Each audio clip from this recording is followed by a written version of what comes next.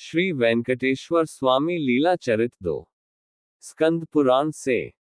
ये कथा स्कंद पुराण के द्वितीय वैष्णव खंड के श्री वेंकटाचल महात्म्य के प्रथम अध्याय से लेकर 10वें अध्याय तक के आधार पर संक्षेप में प्रस्तुत की गई है। शिव ने स्कंद को जो बताया वही स्कंद पुराण है। इसे नैमिषारण्य में सूत गोस्वामी ने ऋषियों को बताया। अब हम स्कंद पुराण से वेंकटेश्वर स्वामी की लीलाओं के बारे में जानेंगे।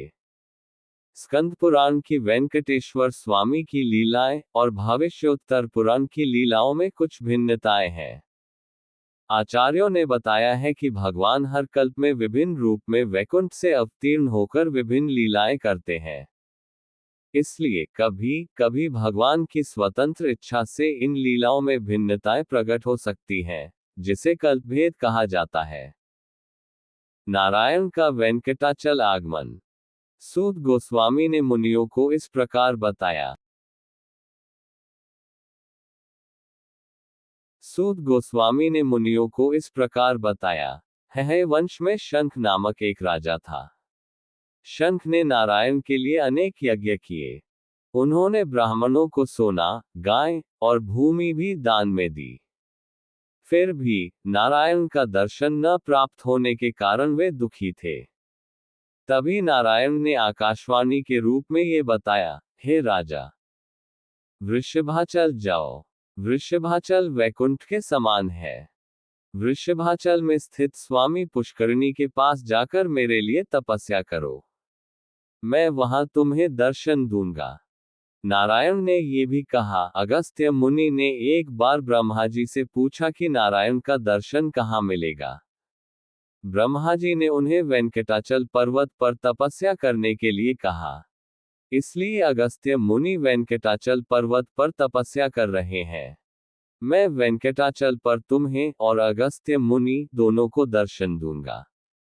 राजा शंख बहुत प्रसन्न हुए और अपने पुत्र वज्र को राज्य सौंपकर वेंकटाचल पर्वत पर आ गए। उन्होंने स्वामी पुष्करिणी में स्नान किया और नारायण के लिए तपस्या करने लगे। एक बार इंद्र और अन्य देवताओं के साथ बृहस्पति ने ब्रह्मा जी से पूछा कि नारायण का दर्शन कहाँ मिलेगा। ब्रह्मा जी ने बताया, वेंकटाचल पर्वत पर अगस्त्य मुनि और शंख नामक राजा नारायण के लिए तपस्या कर रहे हैं। आप अगस्त्य मुनि के पास जाएं। वहां आपको नारायण का दर्शन मिलेगा। तब देवता वेंकटाचल आए और अगस्त्य मुनि से मिले और ब्रह्मा जी का बताया हुआ विवरण समझाया। अगस्त्य मुनि देवताओं के साथ शंख राजा से मिले। शंख राजा ने मुनियों और देवताओं को प्रणाम कर अतिथि सत्कार किया। शंख, अगस्त्य मुनि और देवताओं ने मिलकर नारायण के लिए प्रार्थनाएं की। उनकी प्रार्थनाओं से प्रसन्न होकर नारायण ने गरुड़ पर सवार होकर दर्शन दिए। सभी ने नारायण को प्रणाम कर स्तुति की। नारायण ने अगस्त्य मुनि से कहा, तुम्हें क्या वरदान चाहिए?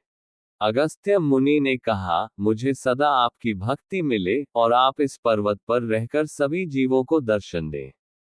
नारायण ने कहा, आपकी इच्छा के अनुसार मैं यहाँ रहूंगा। नारायण ने शंख से कहा, आपकी भक्ति और तपस्या से मैं प्रसन्न हूँ। तुम भी कोई वरदान मांगो। शंख ने वरदान मांगा कि मुझे सदा आपकी भक्ति प्राप्त हो। नारायण ने राजा शंख से कहा, आपकी इच्छा पूरी होगी और उन्हें वरदान दिया। अगस्त्य मुनि की इच्छा के अनुसार नारायण वेंकटाचल में निवास करने लगे। पद्मावती देवी का जन्म। नारायणपुर को शाक वंश के मित्रवर्मा नामक राजा शासित कर रहे थे। मित्रवर्मा की पत्नी का नाम मनोरमा था। उन्हें आकाशराज नामक पुत्र हुआ। आकाशराज की पत्नी का नाम धरणी देवी था। उनके पुत्र न होने के कारण पुत्र कामेष्टि यज्ञ के लिए भूमि जोतते समय उन्हें एक कन्या मिली। आकाशराज ने उस कन्या को पद्मावती देवी नाम से पाला। उस कन्या की कृपा से आकाशराज को एक पुत्र भी प्राप्त हुआ, जिसका नाम वसुदास था। एक दिन पद्मावती देवी अपनी सखियों के साथ फूलों के बाग में विहार कर रही थी, तभी नारद मुनि वहां आए। पद्मावती देवी और उनकी सखियों ने नारद मुनि को प्रणाम किया। नारद मुनि ने पद्मावती देवी से पूछा, आप कौन हो? पद्मावती देवी ने अपने बारे में बताया और उनसे अपनी ज्योतिषीय जानकारी बताने की विनती की। नारद मुनि ने कहा, आप लक्ष्मी देवी जैसी हो। आप में लक्ष्मी देवी के गुण हैं। नारायण आपसे विवाह करेंगे। ये कहकर नारद मुनि वहां से चले गए। वेंकटेश्वर स्वामी का पद्मावती देवी से मिलना। एक बार वेंकटेश्वर स्वामी नारायण सफेद घोड़े पर सवार होकर वन्य जीवों का शिकार करते हुए पद्मावती देवी के फूलों के बाग में पहुंचे। वेंकटेश्वर स्वामी को देखकर बाग की सभी स्त्रियां आश्चर्यचकित हो गईं। वेंकटेश्वर स्वामी ने पद्मावती देवी की सखियों से पूछा, क्या यहाँ कोई भेड़िया आया है? उन्होंने उत्तर दिया, तुम धनुष धारण कर इस बाग में क्यों आए हो? यहाँ हिंसा का कोई स्थान नहीं है। ये बाग आकाशराज के संरक्षण में है। कृपया तुरंत यहाँ से चले जाओ। वेंकटेश्वर स्वामी घोड़े से उतरकर स्त्रियों से पूछने लगे, तुम सब कौन हो? विशेष रूप से ये कमल जैसी आंखों वाली सुंदरी कौन है? उन्होंने उत्तर दिया, हे सुंदर पुरुष, इस लड़की का नाम पद्मावती देवी है। यह आकाशराज और धरणी देवी की पुत्री है। हम सब पद्मावती देवी की दासियां हैं। उन्होंने पूछा, तुम कौन हो? कहाँ रहते हो? वेंकटेश्वर स्वामी ने उत्तर दिया, मेरा नाम अनंत है। तपस्या करने वाले योगी मुझे कृष्ण कहते हैं। मेरे पास जो धनुष है वह देवताओं के पास भी नहीं है। जो वेंकटाचल पर रहते हैं वे मुझे वेंकटाचल स्वामी कहते हैं। मैं वन्य जीवों का शिकार करते हुए इस बाग में आया और इस सुंदरी को देखा। क्या ये सुंदरी मुझसे विवाह करेगी? ये सुनकर सखियां क्रोधित हो गईं और वेंकटेश्वर स्वामी घोड़े पर सवार होकर वेंकटाचल की ओर चले गए। पद्मावती देवी का पूर्वजन्म। वेंकटेश्वर स्वामी की सेवा करने वाली वकुलमाता स्वामी के पास आकर बोली, देवाधिदेव, भोजन तैयार है, कृपया ग्रहण करें। वेंकटेश्वर स्वामी ने वकुलमाता से कहा, जब मैं राम अवतार में था और सीता के साथ वनवास में था, रावण सीता का अपहरण करने आया था। तब अग्नि देव ने सीता को अपनी पत्नी स्वाहा देवी के पास रखा और वेदवती को पर्णशाला झोपड़ी में रखा। रावण ने वेदवती को सीता समझकर अपहरण कर लिया। जब मैंने रावण का संहार किया और सीता ने अग्नि प्रवेश किया, तब अग्नि देव अपनी पत्नी के साथ सीता को लेकर आए और मुझे सौंप दिया। उन्होंने कहा, हे श्री राम, ये वेदवती आपके लिए तपस्या कर रही थी। वह आपसे विवाह करना चाहती है, कृपया उसकी इच्छा पूरी करें। सीता ने भी ऐसा ही कहा। तब मैंने उनसे कहा, इस अवतार में मैंने एक ही पत्नी को स्वीकार करने का वचन लिया है, इसलिए वेदवती से अब विवाह नहीं कर सकता। फिर मैंने वेदवती से कहा, मैं तुमसे कलियुग में विवाह करूंगा। तब तक तुम ब्रह्म लोक में रहो। पुत्र का मेष्टि यज्ञ करते समय आकाशराज को भूमि से मिली यह पद्मावती वही वेदवती है। इसलिए तुम जाओ और पद्मावती से विवाह के बारे में पूछो। वकुलमाता ने वेंकटेश्वर स्वामी को प्रणाम किया और स्वामी के बताए मार्ग पर चल पड़ी। वकुलमाता का पद्मावती देवी की सखियों से मिलना। रास्ते में अगस्त्येश्वर शिव के दर्शन करके वकुलमाता विश्राम कर रही थी, तभी पद्मावती देवी की सखियां वहां आईं। वकुलमाता उनके पास जाकर बोली, हे सुंदर स्त्रियों, तुम कौन हो? कहां से आए हो? इस मंदिर में आपका क्या काम है? उन स्त्रियों ने उत्तर दिया, हम आकाशराज की पुत्री पद्मावती देवी की दासियां हैं। हम पद्मावती देवी के साथ फूलों के बाग में फूल तोड़ रही थी, तभी एक सुंदर पुरुष सफेद घोड़े पर सवार होकर वन्य जीवों का शिकार करते हुए वहां आया। उसने पद्मावती देवी को देखकर कहा कि वह उनसे विवाह करेगा। जैसे ही हमने क्रोधित होकर उस पुरुष को देखा, वह चला गया। उसके जाते ही पद्मावती देवी मूर्छित होकर गिर पड़ी। हम तुरंत पद्मावती देवी को राजा के पास ले गए। राजा ने ब्राह्मणों को बुलाया और पूछा, पद्मावती क्यों मूर्छित हो गई? तब एक ब्राह्मण ने अपनी दिव्य दृष्टि से बाग में घटित घटना को देखा और बताया, हे राजा, पद्मावती देवी का विवाह उसी पुरुष के साथ होगा। राजा ने ब्राह्मणों से कहा, शंकर के मंदिर में अभिषेक करें और हमें अभिषेक के लिए सामग्री तैयार करने का आदेश दिया। हम राजा की आज्ञा के अनुसार अभिषेक के लिए आवश्यक सामग्री मंदिर में ले आए। अब आप बताएं कि आप कौन हैं और कहाँ रहती हैं? उन्होंने वकुलमाता से पूछा। वकुलमाता ने उत्तर दिया, मैं वेंकटाचल पर रहती हूँ। वकुलमाता ने सखियों से कहा, मैं वेंकटाचल पर नारायण की सेवा करती हूँ। मैं धरणी देवी से मिलने आई हूँ। क्या मुझे धरणी देवी का दर्शन मिलेगा? सखियों ने उत्तर दिया, आप हमारे साथ चलकर धरणी देवी से मिल सकती हो। वकुलमाता उनके साथ चल पड़ी। जब वकुलमाता पद्मावती देवी की सखियों के साथ राजभवन आ रही थी, तब एक ओझा स्त्री नारायणपुर में सबको बता रही थी, मुझे भूत भविष्य सब ज्ञात है। धरणी देवी ने उस ओझा स्त्री को बुलाया, और जब वह नहीं देख रही थी, तब रंगीन पानी में एक मोती डालकर पूछा, इसमें क्या है? उस स्त्री ने बताया कि इसमें मोती है। धरणी देवी ने कहा, यह सच है। इसे भूत भविष्य की जानकारी है। और फिर धरणी देवी उस ओझा स्त्री को पद्मावती देवी के पास ले गई और अपनी पुत्री के बारे में बताने के लिए कहा। ओझा स्त्री ने पुष्पवाटिका में घटी घटनाओं को बताया और कहा, वह पुरुष नारायण है। नारायण से अपनी पुत्री पद्मावती का विवाह कर दो। इससे आपकी पुत्री की मनोवेदना ठीक हो जाएगी। ये कहकर वह स्त्री चली गई। वकुलमाता का धरणी देवी से मिलना। पद्मावती देवी की सखियों के साथ वकुलमाता नारायणपुर में धरणी देवी से मिली। धरणी देवी ने आतिथ्य सत्कार किया और पूछा, आप कौन है?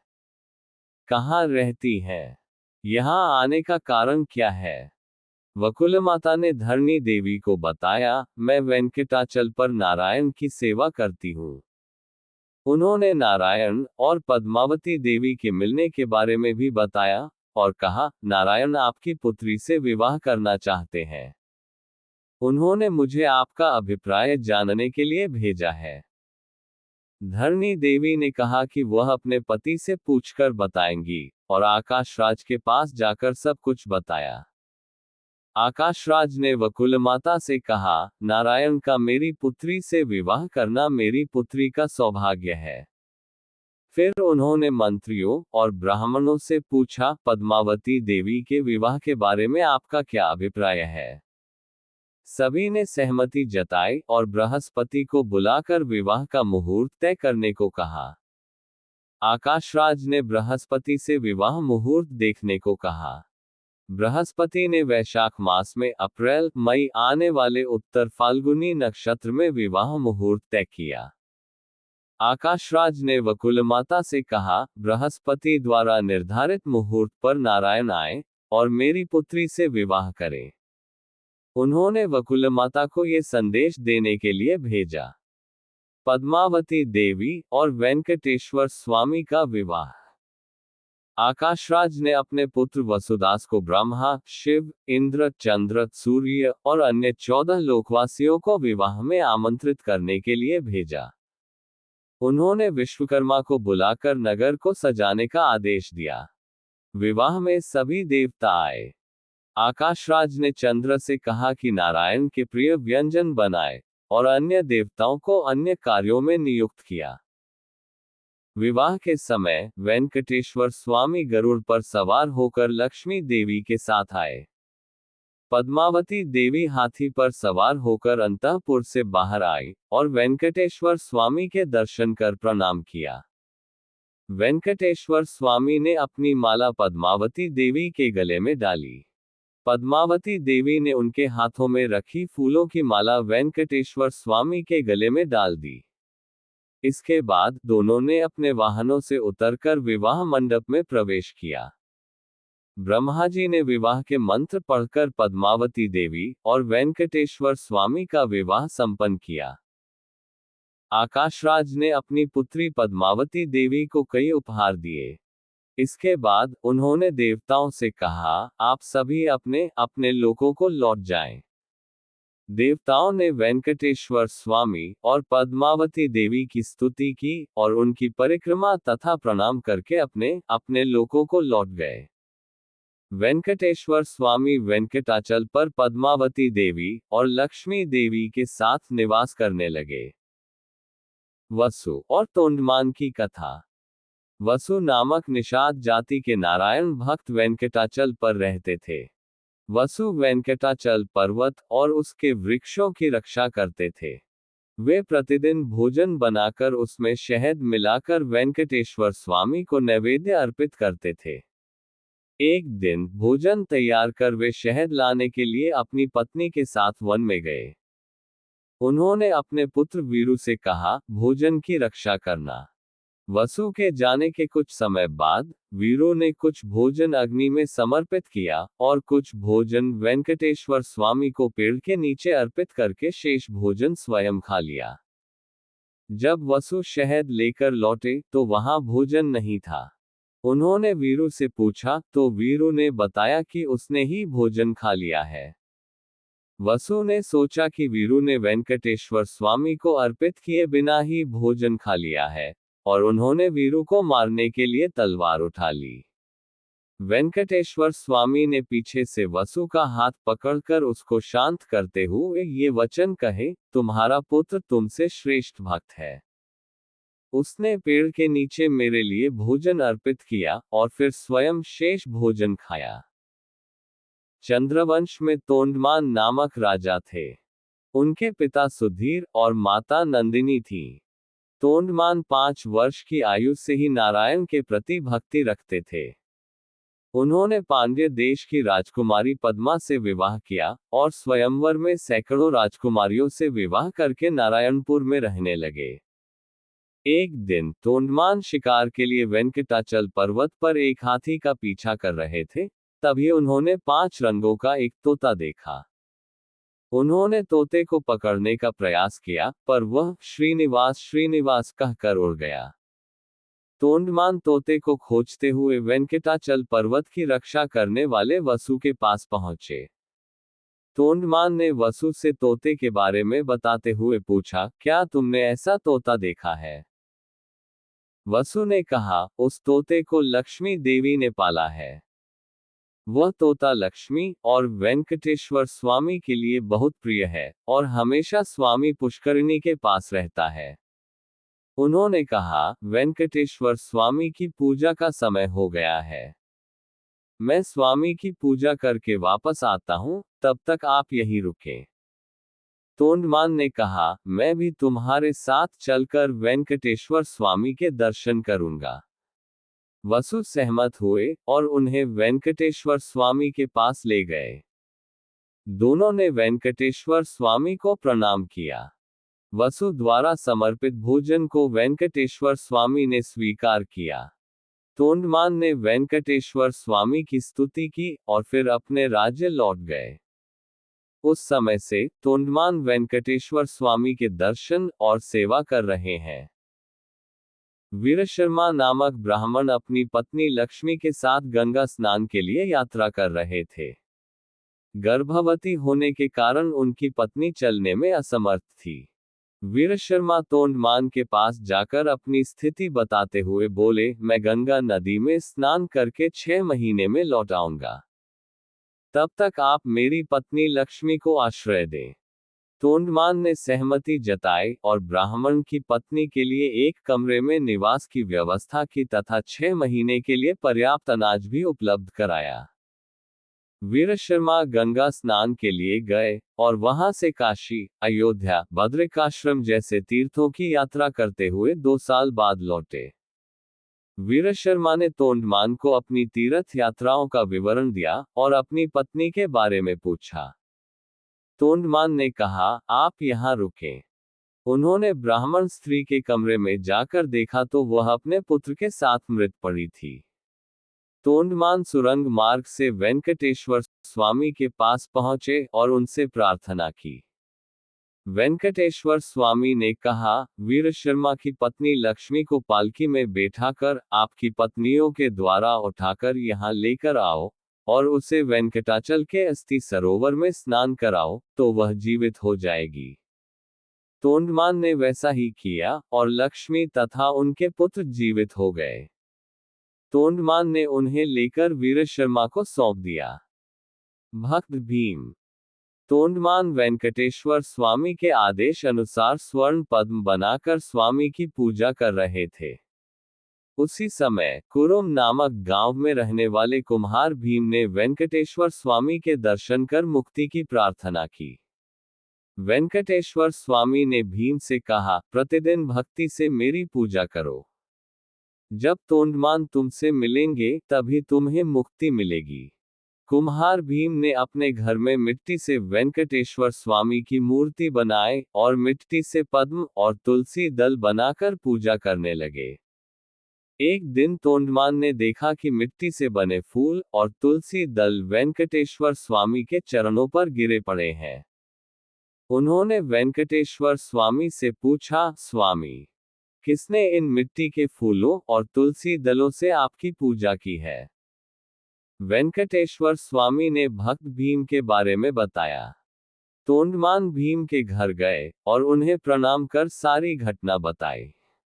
उस समय भगवान वेंकटेश्वर देवी लक्ष्मी के साथ गरुड़ पर आए और भीम को दर्शन दिए और उन्हें उनकी पत्नी सहित वैकुंठ ले गए। तोंडमान ने अपना राज्य अपने पुत्र श्रीनिवास को सौंप दिया और वेंकटाचल चले गए और वहां जीवन भर भगवान वेंकटेश्वर की सेवा की और फिर वैकुंठ चले गए। तोंडमान का पूर्वजन्म। तोंडमान का पूर्वजन्म रंगदासु नामक भक्त के रूप में हुआ था। रंगदासु तीर्थयात्राएं करते हुए वेंकटाचल जा रहे थे, तब उनकी मुलाकात वैखानस नामक ब्राह्मण से हुई। दोनों वेंकटाचल पहुंचे और वेंकटेश्वर स्वामी के दर्शन कर वहीं सेवा करने लगे। रंगदासु ने फूलों के पौधों के लिए एक कुआं खोदा, जिसे फूलों का कुआं कहा गया। उस पानी से उन्होंने मल्लिका, कनेर, आजा, कुंदा, मंदार, मालती, कमल, गुलाब, मोगरा जैसे सुगंधित फूलों के बाग और तुलसी का बाग भी लगाया। रंगदासु प्रतिदिन फूलों की मालाएं और तुलसी की मालाएं बनाकर वैखानस ब्राह्मण को देते थे, जो उन्हें वेंकटेश्वर स्वामी, लक्ष्मी देवी और पद्मावती देवी को अर्पित करते थे। एक दिन एक गंधर्व अपनी पत्नियों के साथ वेंकटाचल आया और वेंकटेश्वर स्वामी के दर्शन कर पूजा की। बाद में वह अपनी पत्नियों के साथ वहां के कोनेरू में स्नान कर रहा था, तब रंगदासु ने उन्हें कामुक दृष्टि से देखा। बाद में उन्होंने अपने मन को स्थिर किया और फूलों की मालाएं बनाकर वैखानस को दी। वैखानस ने पूछा, इतनी देर क्यों हुई? रंगदासु ने कोई उत्तर नहीं दिया। वेंकटेश्वर स्वामी ने वैखानस को कोनेरू पर हुई घटना बताई और रंगदासु से कहा, तुम मेरी माया के कारण इस जन्म में मेरी सेवा करोगे और अगले जन्म में राजा बनकर इंद्रिय भोगों का अनुभव करने के बाद मेरी भक्ति साधना कर वैकुंठ जाओगे। रंगदासु ने वेंकटेश्वर स्वामी की 100 वर्षों तक सेवा की और फिर अपने शरीर का त्याग करने के बाद चंद्र वंश में सुधीर और नंदिनी के पुत्र तोंडमान के रूप में जन्म लिया।